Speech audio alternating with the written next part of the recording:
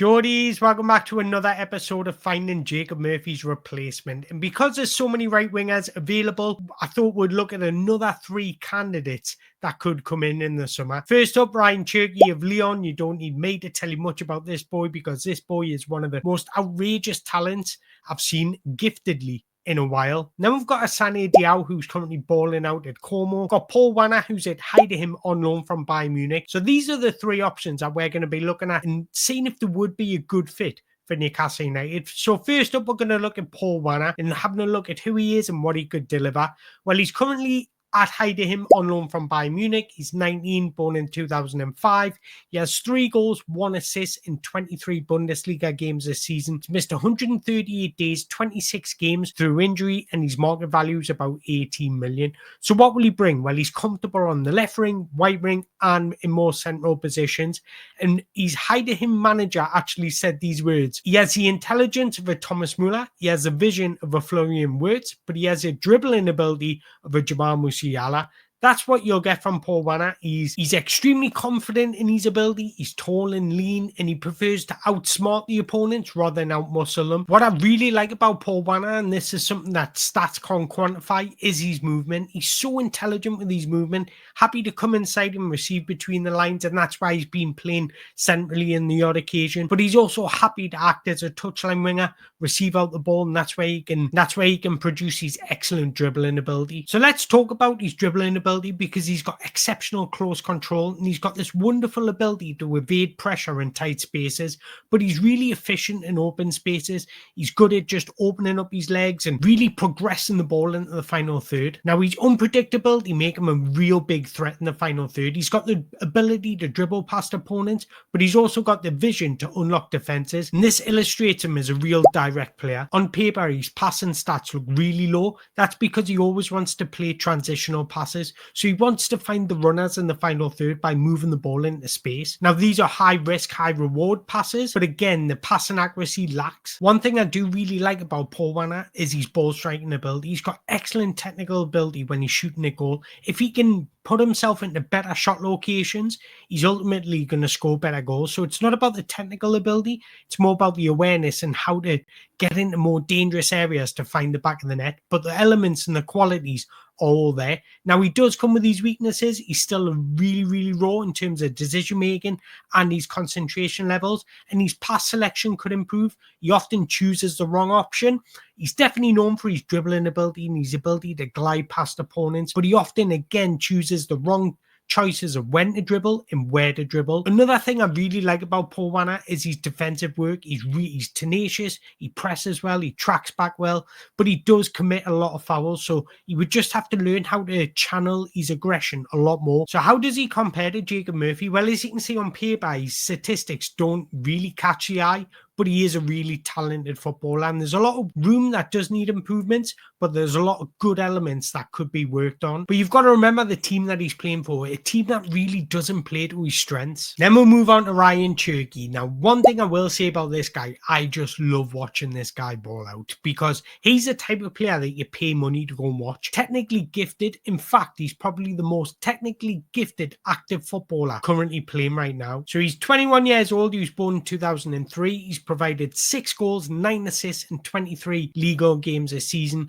He's missed 92 days, 20 games through injury, and his market value is about 35 million, but there has been talks of that Lyon would be willing to sell for about 25 million. So the first thing he offers is versatility. He's capable of playing as a number 10 or as a winger. Now, there's a strong argument that he is better as a number 10 because he doesn't have that speed over longer distances or that explosivity over 5 yards to get him away from players, but he's got the technical ability, the intelligence, the skillness, the flair to really cause damage from wide areas. So Rayan Cherki is an exceptional technician. He's blessed with skill. He's an unbelievable skilled manipulator of the ball. One thing I love about Rayan Cherki is his flair. He's able to manipulate and evade pressure in the most congested areas of the football pitch. Like I mentioned earlier, he's technically one of the most gifted footballers you'll see. He's got flair, creativity in the final third, and he's particularly dangerous in central areas because he's got the vision and the ability to go both ways. He poses such a threat consistently. The one thing about Rayan Cherki, you don't know what foot he is. He's dribbling off both feet. He's going both ways. He's got an exceptional change of direction, and he can manipulate any player at any opportunity. The level of technical ability is outrageous. Now let's talk about him as a winger. So when he's playing as a winger, from wide starting positions, he often drifts inside into the right half space, and that allows him to make horizontal movements behind the opposition's line. From there, he brings out his elite vision, weight of pass, and execution and creativity. His creativity is off the scales, and that's why he's Lyon's primary progressive ball carrier, but also passer. He's a cog to everything Lyon do creativity wise, but he's got the ability to do it over progressive carries but also passes. He carries a ball further than 97% of his positional peers, and nobody in Lyon's squad plays more progressive passes. And probably the most outrageous stat, he's averaging 7.25 shot creating actions per 90, which is absolutely outrageous. We're talking Lionel Messi, Neymar, Eden Hazard levels, and that 7.25 is the highest in all of Europe. So his ability to create for his teammates, it's outrageous, man. He's a maverick, he's a majestic playmaker who can create opportunities from almost impossible positions. The thing about Rayan Cherki, his awareness is so good, and he's such a good technical ball manipulator. He doesn't need the speed over longer distances to impact a game. Now, the major issue with Rayan Cherki seems to be a tactical fit more than anything. For all his creative skills and his technical ability, he's pretty much a passenger when he's defending. Because football's become more systematic and positional based, at Lyon, Cherki's shown his best work and is more consistent under coaches that are tactically flexible. Now, there's been question marks about his attitude, but for me, that's more of the people that surround him. But when he's on the pitch, in regards to his defensive work, he works best in a system that covers for his defensive work. We see that with Lionel Messi, we're seeing it with Neymar at times. He's that type of player. So if you can get cover for his defensive work, then you've got one hell of a talent in terms of creativity. So how does he compare to Jacob Murphy? Well, as you can see, Rayan Cherki is a creative genius. He ranks really highly on all his metrics, whether that be ball carrying, non-penalty goals, XG, assists, attacking actions, key passes. He can punish the opposition in so many different ways. Then we've got Assane Diao, somebody that's absolutely exploded on the scene at Como. He's 19, born in 2005. He has 5 goals in 11 Serie A games. He has no injuries to date in his senior career, and he's valued at about 25 million. So what does Diao bring? Well, he's versatile. He's played just as much on the left as he has done on the right, but he's also on the occasion played as a centre forward. He's actually played 30 times on the left, 30 times on the right, so he's got that versatility to play on either side. So his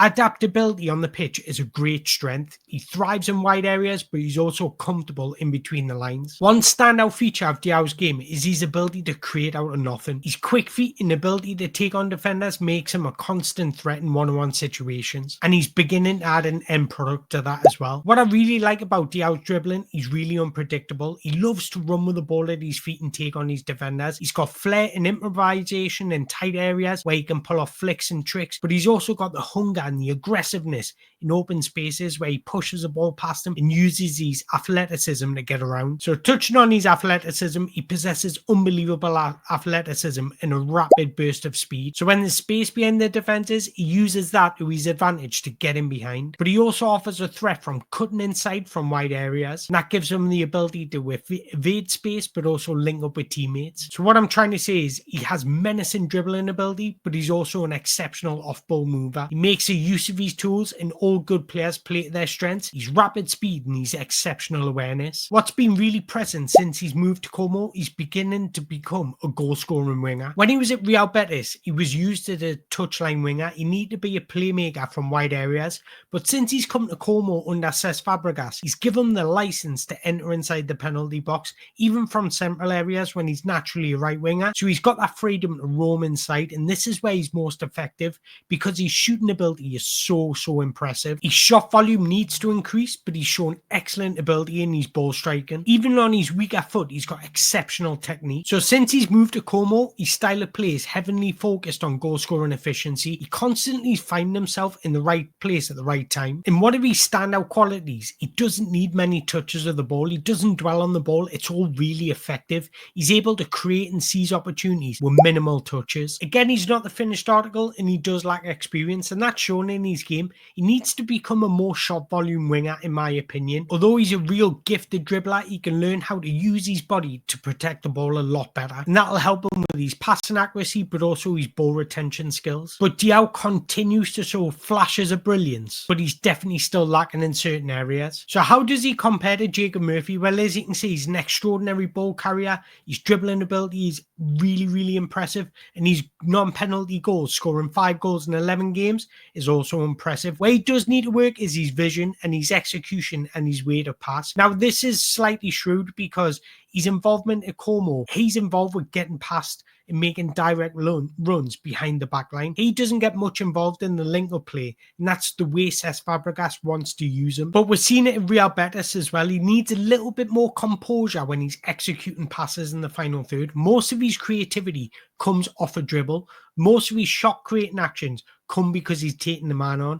Needs to have a little bit more awareness when he's on the ball to spot runners and able to break down low blocks. And this is how they compare amongst each other. And as you can see, Rayan Cherki is excelling in every single department. The trouble about Rayan Cherki, he's not a touchline winger. So if you use him as a touchline winger, you're not going to get the best productivity out of him. You need to give him the license to come inside and be impactful in central areas, but also have that playmaking style from wide areas on occasions. And this is why I don't think he's moved to the Premier League yet, because if you look at the Premier League, they often play with touchline wingers. You look at Chelsea, they have Noni Madueke as a touchline winger because they invert one of the fullbacks. You look at Arsenal, he's not going to get ahead of Bukayo Saka, and in central positions, they don't play with an attack midfielder. They have Martin Odegaard pushing up, but he's more like a number 8 in a box 3. And then you've also got Manchester City, where it's all about rotational but positional play. Rayan Cherki needs the freedom just to drift anywhere he likes and get on the ball and make things happen. Then you've got Liverpool, who obviously play Mo Salah on the right-hand side, so he's not going to get in ahead of Mo Salah. But Liverpool don't naturally play with a number 10 either. And the way they use Mo Salah, he doesn't really get on the ball and create as much. Where you really get the best out of Mo Salah is where he's been efficient in space. And that's naturally not Rayan Cherki's game, because he wants to get on the ball and make things happen. But it's interesting when you compare them all together, because they all bring different qualities. And if you want a maverick that you want to get on the ball and just